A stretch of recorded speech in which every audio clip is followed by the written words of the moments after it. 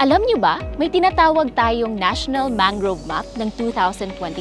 Ito ay pinangungunahan ng DNR, Department of Environment and Natural Resources at PhilSA, Philippine Space Agency. Ang National Mangrove Map ay naglalayong magbigay ng komprehensibong overview sa distribution ng mangrove ecosystem sa buong Pilipinas.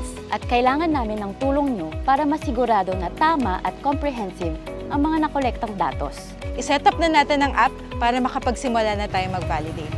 May 6 easy steps tayong kailangan sundan para ma-set up natin ang app. Una, i-download natin ang ODK Collect app mula sa Google Play Store. Kapag na-download na natin ang app, buksan natin ito at i-click ang Configure with QR code.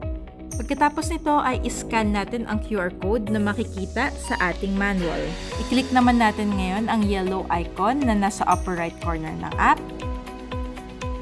Mag-navigate papunta sa Settings, Maps, at Google Map Style, at piliin natin ang satellite. Optional naman itong next step natin. Bumalik tayo sa Settings, at i-click ang User and Device Identity,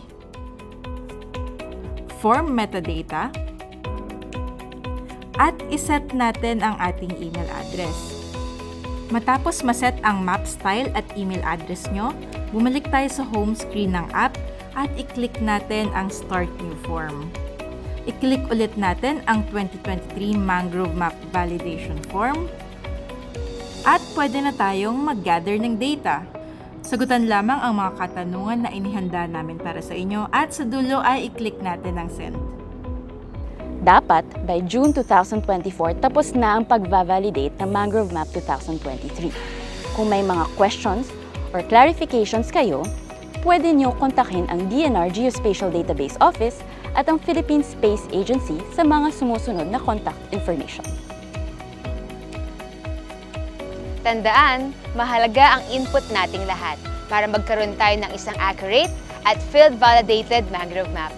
For more mangrove contents, follow us on our social media platforms.